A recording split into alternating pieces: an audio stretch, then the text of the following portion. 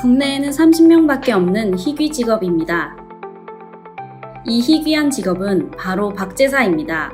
2015년부터 서울대공원 소속 공무원인 33살 윤진아 씨는 2016년, 2017년에 각각 자연사한 시베리아 호랑이 코아와 한우를 박제한 사람입니다. 박제사는 죽은 동물을 본래의 모습으로 되살리는 작업을 하는데요. 가죽으로 박제 표본을 만들고 뼈로 골격 표본을 제작합니다. 박제 과정은 동물이 죽으면 수의사가 부검한 뒤 장기를 빼내고 영하 25도의 냉동고로 옮깁니다. 박제 자세를 결정하고 유토로 샘플을 제작합니다. 일부를 절개해 가죽에서 근육과 뼈를 뺀 나머지를 제거하고 가죽에 화학 약품을 바릅니다. 마네킹을 조각한 뒤 그 위에 가죽을 씌웁니다. 눈, 코, 입 등을 만들고 바늘과 실로 절개 부위를 봉합합니다. 2-3개월 건조한 뒤 변색한 부위를 색칠합니다.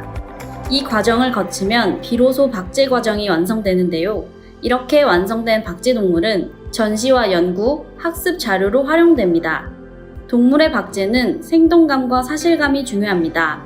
따라서 박제 전 신체 수치를 정확하게 측정하고 상처 없이 가죽을 벗기는 기술이 필요합니다. 또한 구도나 채색 같은 미적인 측면도 중요합니다. 그래서 박제사는 예술가이며 기술자이기도 합니다.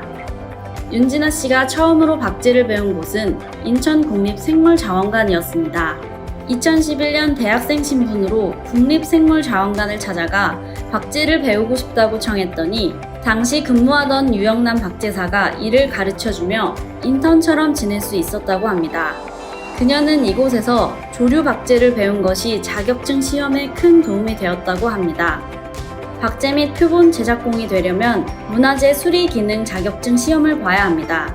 시험은 필기와 실기로 나누어지는데 실기의 경우 작은 새 한 마리와 큰 새 한 마리를 시간 내에 박제해야 하는 만큼 난이도가 높았다고 합니다. 윤진아 씨는 자격증을 딴 후 포유류 박제를 위해 또다시 홀로 공부했습니다. 한국은 조류 박제는 발달했지만 포유류는 부족한 상황이라 해외 박제사에게 SNS를 통해 도움을 청했습니다. 세계 박제사 대회에서 우승한 켄 워커 씨는 그녀의 요청을 흔쾌히 승낙해 주었고 2017년 12월 캐나다에서 2주 동안 포유류 박제를 배울 수 있었습니다. 일부 사람들은 과거 사냥꾼이 전리품으로 동물을 박제해왔던 모습을 떠올리며 잔인하다, 죽어서도 자연으로 돌아가지 못한다 등 부정적 시선을 보일 때가 있는데요. 이에 윤진아 씨는 말합니다. 박제사는 절대로 살아있는 생물을 죽이지 않습니다. 박제의 목적은 보존이에요. 멸종한 동물이나 멸종 위기에 처한 동물을 후대에 전하기 위해서입니다. 후대의 사람은 박제 동물을 보면서 동물의 생김새를 알 수 있고 또 박제 동물에서 DNA를 추출해 연구도 가능합니다.